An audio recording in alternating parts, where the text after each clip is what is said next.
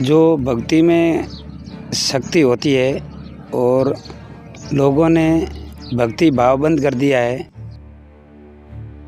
100% बीमारी, जोड़ा में दर्द है, कमर में दर्द है, बुखार है, जो भी तकलीफें होती है वो सब मिट जाती है।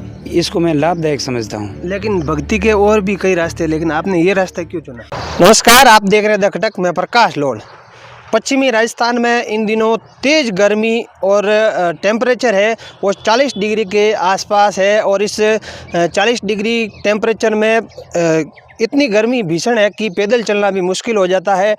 इसी भीषण गर्मी में हम आपको एक ऐसे भक्त से मिलाते हैं जो इस भीषण गर्मी में जो गर्म रेत है उसके अंदर, रेत के अंदर सो कर के जो भक्ति है वो कर रहे हैं।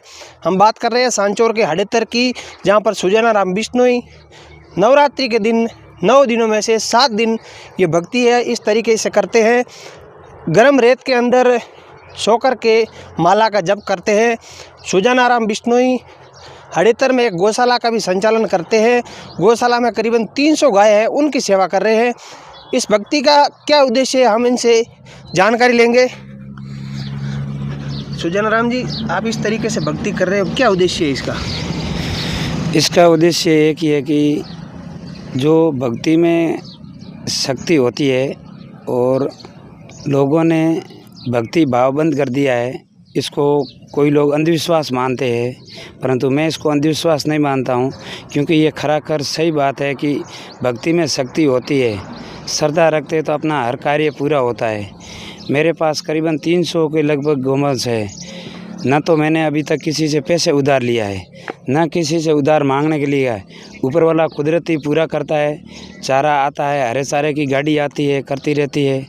इससे भगवान से मैं जाप करता हूँ, जो भगवान से ये प्रार्थना करता हूँ, भगवान मेरे गौशाला में 1 रुपये दान करता है, उसको 1000 रुपये में कन्वर्ट करके उसको वापस मुनाफे में दिलवाना, और मेरी गौमाता हमेशा स्वस्थ रहना और मेरे परिवार भी स्वस्थ रहना। और जो गौशाला में काम करते हैं, जो गौशाले से जुड़े हैं तमाम भक्त, उनके लिए जाप यही करता हूँ, हमेशा वो खुश रहे और स्वस्थ रहे और उनके अन्न धन के भंडार भरे रहे। ये बात है। आप ये भक्ति कितने दिनों तक करते हैं और कब करते हैं? 20 से लेके 9वीं तक करते हैं। 7 दिन की भक्ति रहती है। गई साल 1 टाइम भोजन करता था दिन में, और इस साल मैंने दोनों टाइम भोजन बंद कर दिया है। सुबह और शाम आधा लीटर गाय का दूध पीता हूँ, और बाकी जो पानी है, इस पानी को फुल टेम्परेचर, मेरे जो बाहर अब का टेम्परेचर है उसी तापमान के बराबर रख के बोतल करके गर्म पानी वही पीता हूँ। और इससे शरीर को ये एक योगा भी समझना चाहिए। ये एक योग है। इससे शरीर में से 100% बीमारी, जोड़ा में दर्द है, कमर में दर्द है, बुखार है, जो भी तकलीफें होती है वो सब मिट जाती है। इसको मैं लाभदायक समझता हूँ। लेकिन भक्ति के और भी कई रास्ते, लेकिन आपने ये रास्ता क्यों चुना?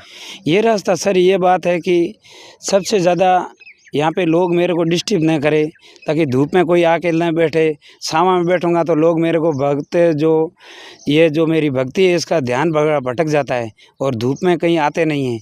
इसीलिए एकांत में रह करके रेती का टीला बनाता हूँ। टीला बना के इसको पूरी उबलती हुई धरती रहती है, इसके अंदर जाप करता हूँ। यहाँ पे लोग नहीं बैठ सकते, इसलिए दूर बैठते हैं तो मेरा ध्यान सही रहता है। इतनी तेज़ गर्मी है और ये यहाँ पैदल भी नहीं चल पा रहे हैं, आप इसमें सो कर के ये भक्ति कर रहे हैं, शरीर को कष्ट नहीं होता? 1 घंटे तक कष्ट रहता है, उसके बाद में टेम्परेचर सेम हो जाता है मेरे शरीर का और इस धरती का और सूर्य का टेम्परेचर सेम हो जाता है। उसके बाद में तकलीफ, 1 घंटे तक तकलीफ झेलनी पड़ती है। कोई भी बच्चा अपना एग्ज़ाम देता है, IAS की तैयारी करता है, उसको भी एग्ज़ाम देने में उसको सफलता पाने के लिए कष्ट देखना पड़ता है। तो मेरा एग्ज़ाम, मैं पढ़ा लिखा तो नहीं हूँ, तो मैंने कुदरत के लिए एग्ज़ाम तैयार कर लिया है कि मैं भी गायों के लिए एक एग्ज़ाम्पल रहता हूँ, और मेरा भगवान सवाल सत्य रखे, और जिसी को भी कहूँ सवाल अच्छा तो वो सत्य रहे। आप इस तरीके की भक्ति कर रहे हो, घर वाले बोलते नहीं है कि आप इस तरीके से भक्ति कर रहे हो, कुछ हो गया तो आपको? गई साल बोला था, उनके सामने मैंने वो तपस्या की थी, उस समय मेरे को कुछ हुआ नहीं। घर वाले में कभी ताव आया था, कभी बुखार आया था, कभी खांसी हुई थी, मेरे को कुछ नहीं हुआ। उनको मैं बताया कि देखो मैंने योग किया है, ये तपस्या नहीं, ये आप पढ़े लिखे हो तो ये योग समझो। मेरे शरीर में कुछ नहीं हुआ तो आप भी करो, मैं तो बोल रहा हूँ।